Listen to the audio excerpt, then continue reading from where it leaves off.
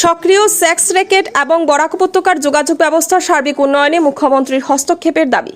বৃহস্পতিবার শিলচরে এক আভিজাত্য হোটেলে সাংবাদিকদের সামনে বরাক উপত্যকার বিভিন্ন সমস্যা নিয়ে আলোকপাত করেন বরাক উপত্যকার বিশিষ্ট ব্যবসায়ী ও সমাজসেবক সুরজিৎ পাল। নবগ্রথীকৃত এবং মা ভারতী সংঘের সভাপতি সুরজিৎ পাল বলেন, বরাক উপত্যকায় একটি সেক্স র্যাকেট সক্রিয়ভাবে রয়েছে। বেকারত্বের সুযোগ নিয়ে সেক্স র্যাকেট খুব জোর কদম চালিয়ে যাচ্ছে তাদের অবৈধ কাজকর্ম। তিনি আরও জানান, দীর্ঘ প্রতীক্ষার পর কাটিগড়া বদরপুর সংযোগী 6 নম্বর জাতীয় সড়কের অকেজো গ্যামন সেতুর মেরামতি সহ নির্মাণ কাজে হাত দেওয়ার জন্য রাজ্য সরকারের প্রতি তার সংগঠন কৃতজ্ঞ। শিলচর কালাইন সড়কেনা বেহাল দোষ রিপিট শিলচর কালাইন সড়কের বেহাল দশার কথা তুলে ধরে সংস্কারের দাবি সহ যোগাযোগ বিচ্ছিন্ন বরাক উপত্যকার জনগণের যোগাযোগের উন্নতির লক্ষ্যে ওই সড়কের ওপরে থাকা হারাং নদীর ভাঙা সেতুটি নির্মাণ কাজ যুদ্ধকালীন তৎপরতায় সম্পন্ন করার দাবি জানিয়ে রাজ্য সরকারের হস্তক্ষেপ কামনা করেন তিনি। 6 নম্বর জাতীয় সড়কের মালিডোহর থেকে কাটিগড়ার চৌরঙ্গি বাজার পর্যন্ত সড়কের বেহাল দশার মেরামতি ও নির্মাণের দাবি জানিয়েছেন তিনি। আমি সুরজিৎ পাল, প্রাক্তন শত্রু সংগঠনের আহ্বায়ক।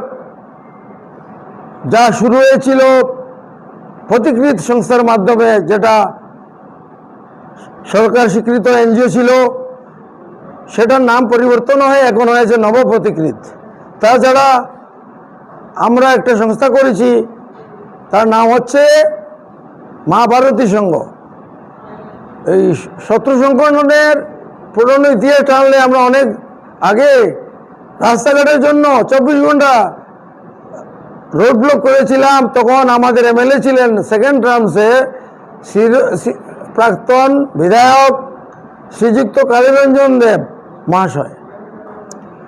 এই শত্রু সংগঠনের শত্রু শুনলে ভয়ের কিছু নেই।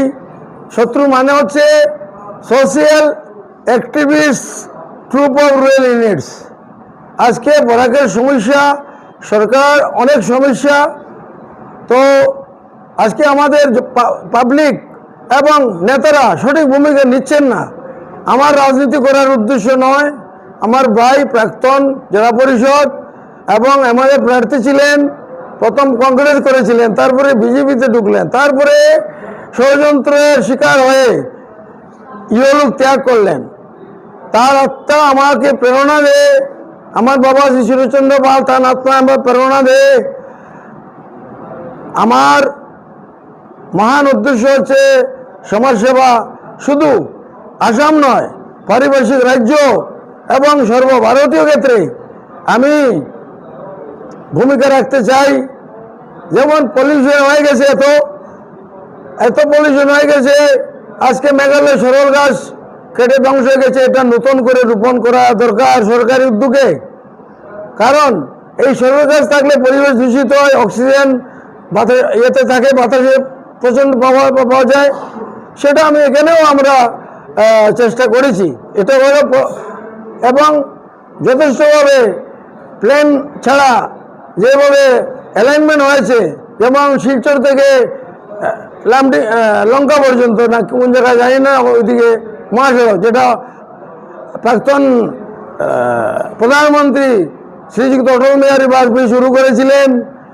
কিন্তু দীর্ঘদিন থেকে ভুল অ্যালাইনমেন্ট হওয়ার ফলে সরকারি টাকা, জনগণের টাকা বরবাদ হচ্ছে। আধুনিক টানেল হয়েছে, সুন্দর, ভালো কথা, কিন্তু সেই রাস্তা সঠিকভাবে যদি পূর্ণ করতে হয় তাহলে আরও 3 বছর লাগবে। মেঘালয়ের রাস্তা অনেকটা হয়ে গেছে। আমি বিভাগীয় কর্তৃপক্ষ, পিডি, রিজিওনাল ম্যানেজার গুয়াহাটি এবং শিলচরের কর্মকর্তাদের সঙ্গে অনবরত যোগাযোগ রেখে চলেছি। তো ভালো কাজ করতে সময় লাগে, সরকারকে আমরা সময় দিতে রাজি আছি, কিন্তু শুধু ঠিকাদারি করার জন্য যারা নেতারা পাগল হয়ে গেছেন, তাদের প্রতি আমি ধিক্কার জানাই। আর জনগণের প্রতি এটাই আবেদন, তারা যাতে সঠিক ভূমিকা নেন। খালি সরকারের দুষলে হবে না, নিজেরাও করব, নতজন হয়ে চলবে না, পুরুষের কাজ করবে। আজকে আমাদের শিলচর শহরে যানজট, আজকে অনেক অফিস আদালত হয়েছে, রাস্তা বন্ধ করে স্কুটি, বাইক, এত অটো হয়ে গেছে। সরকার ট্যাক্স পাচ্ছে, ঠিক আছে, কিন্তু উপযুক্ত পার্কিংয়ের ব্যবস্থা নেই। শহরে 2টা পার্কিং স্লট, যেটা আমাদের প্রাক্তন মন্ত্রী বুলা কি নাম ওনার, প্রাক্তন মন্ত্রী অজিত সিং ওরফে বুলা সিং, উনি বলেছিলেন যে এই দেবদূতের পাশে, পেট্রোল পাম্পের পাশে এএসটিসির যেখানে ফ্ল্যাগ স্টেশন আছে সেখানে একটা পার্কিং স্লট হবে। তো মিনিমাম 2টা শহরে পার্কিং স্লট, অনেকে জমি আছে, ঘর আছে, পারিবারিক কন্দলের জন্য অনেক জমি, অনেক ঘর, মানুষ এমনি কিছু করতে পারছে না। শহরেও গরিব লোক আছে আর গ্রামেও ধনী লোক আছে, মানসিকতার পরিবর্তন দরকার। তো আধুনিক 2টা পার্কিং স্লট যেমন গুয়াহাটি পটন বাজার আছে, সেরকম 2টা পার্কিং স্লট খুব দরকার। আর যারা যারা বাইক নিয়ে অফিস আদালতে কাজ করছে তাদের যাতে উপযুক্ত তাদের ব্যবস্থা, তারা সেই সংস্থা, সরকারি হোক আর বেসরকারি, তাদের পার্কিংয়ের ব্যবস্থা তারা নিজেরাই করেন। আমরা অসংখ্য ক্ষতির সম্মুখীন হয়েছি। সরকার ভোটের জন্য শহরের কিছু মানুষকে খেপাতে চায় না, কিন্তু 5,000 ভোটের জন্য 5 লক্ষ ভোট মানে বিমুখ হওয়া তো উচিত কিনা। তার জন্য বরাকের টোটাল ইনফ্রাস্ট্রাকচার পরিবর্তন দরকার, রাস্তাঘাট বড় দরকার। আমরা হারিয়েছি আগের ডেপুটি কালেক্টর মহাশয় কেরে টাইটেলটাই জানি। তো এরকম প্রশাসনিক লেভেলে যদি অফিসাররা থাকেন নিশ্চয়ই বরাকের উন্নতি হবে। দিশপুর এখান থেকে অনেক দূর, তো উপযুক্ত যোগাযোগ ব্যবস্থা না থাকলে আমরা লেজুর ভিত্তি করে আমাদের বরাক কেন, আমরা বরাকবাসী ব্রেইন আছে কিন্তু ব্রেইনহীন হয়ে যাচ্ছে। যদি আমরা সেই উপযুক্ত ভূমিকা না নেই, সরকার কি করবে? সরকার আসবে যাবে, আগে ছিল সরকার একরকম, এখন আরেক সরকার, এরপরে হয়তো আরেক সরকার আসবে, কিন্তু আমরা তো বেঁচে থাকবো না, আমাদের পরবর্তী প্রজন্মরা বেঁচে থাকবে। আজকে সরকার চাউল দিচ্ছে, এই দিচ্ছে, সেই দিচ্ছে, অনেক কিছু দিচ্ছে। আজকে দেখুন 10,000 গাড়ি হাফলং রোডে ব্লক হয়েছে, না আছে তাদের খাওয়ার, না আছে ঔষধ, না আছে উপযুক্ত পানীয় জল। মেঘালয় রাস্তা বন্ধ, ইমার্জেন্সি, বড় কোনো দেশে ইমার্জেন্সি। আজ যদি বিদেশ এটা করে তাহলে আমরা যাবো কোথায়? আর বা সরকারের হাতের মতো এখন ড্রোন আধুনিক ব্যবস্থা আছে, এবং বদরপুর ঘাটে আগে ছিল ফেরিঘাট, 10 টন 5 টন মাল পারাবারের সুবিধা এখনো করা যায়। সেটা নিয়ে অনেক জায়গা পাবলিক দখল করে আছে। তো দখল মুক্ত করা এবং ভালো জায়গা সরকার দিচ্ছে পাবলিককে, যে পাবলিকের কিছু উন্নতি হয়, কিন্তু যেখানে যেটা হওয়ার দরকার সেটা হচ্ছে না।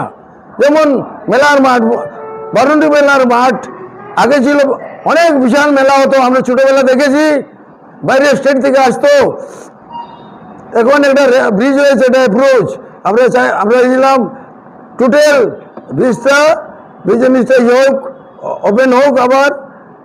আর কাটিগড়ে কানেক্টিভিটি আরও কিছু কথা আছে, মালিগাঁওয়ের মতো রেল লাইন খোদাই করে কাটিগড়ে একটা রাস্তা আছে, ওই রাস্তাটা যদি হয়ে যায় তো কাটিগড়ার কানেক্টিভিটি বাড়বে।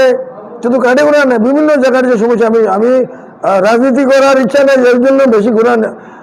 তো এটাই আমার আবেদন। যারা একটা প্রশ্ন আপনাকে, খারাং নদীর উপরে যে সেতু, সেটা করতে কি এখন যে আধুনিক প্রযুক্তি আছে, তো সেই হিসাবে একটু ইমার্জেন্সি ভাবে যুদ্ধকালীন তৎপরতায় কি মানে 10-15 দিন বা 1 সপ্তাহের ভিতরে তৈরি করা যায় না? সেরকম কি প্রযুক্তি আমাদের নেই? ইমার্জেন্সি ভাবে কোনো ধরনের প্রযুক্তি নেই যে সেতুটি হবে? কারণ সেতুটি না থাকার ফলে প্রচন্ড, এখন যেটা বাসের পুল যেটা তৈরি হচ্ছে সেটা তো সলিউশন না। তো সেই ব্যাপারে আমাদের কি ইঞ্জিনিয়ারের অভাব, আমাদের বরাক অঞ্চলে ইঞ্জিনিয়ারের এফিসিয়েন্সির অভাব আছে কিনা, সেটা আপনাকে আপনি একদম সঠিক প্রশ্ন করেছেন। তো এটা যদি সরকার চায়, আরসিসিপিতে সময় লাগে, কোরিংয়ে 21 দিন লাগে, 1 মাস লাগে শক্ত হতে। তথাপি রোড রেজিস্ট্রেশন আয়রন স্ট্রাকচার হিসাবে আয়রন স্ট্রাকচার, হ্যাঁ এটাই বলতে বলছি। হ্যাঁ আয়রন স্ট্রাকচার বা বড় বড় জয়েস আছে, আমরা দেখেছি 71-এর যুদ্ধের সময়। এখন কি প্রযুক্তির এতই অভাব পড়েছে আমাদের বরাক কোনো অভাব নেই। দিল্লি জানে না দিশপুর দিল্লির খবর, শিলচরে জানে না দিশপুরের খবর। এটা কি যুদ্ধকালীন তৎপরতায় করা উচিত ছিল না? 100 বার এটা করা উচিত ছিল। এটা আমরা বলবো কেন? সাময়িকভাবে বাঁশের পুল দিয়ে কি বাসের পুল দিয়ে অনেক অসুস্থ রুগী পারাপার হতে পারে না। বাঁশের পুল দিয়ে রিক্সের তো এটা কি আজব কথা? এটা কোন যুগে আছি আমরা? বাসের পুলের কথা আসছে যখন মনে হচ্ছে সেই যুগে ফিরে গেছে। আমরা আদিম যুগে চলে গেছি। তাই না? বলছি এই জন্য ইঞ্জিনিয়ার তাদের না, ওদের রিমোট কন্ট্রোল হয়তো বাইরে আছে, যার জন্য ওরা চাকরিও করতে পারছে না।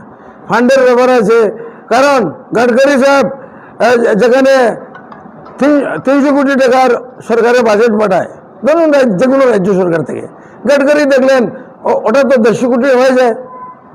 তো এটা উদ্যোগ ভালো, দেশের টাকা বরবাদ হওয়ার কোনো নাই।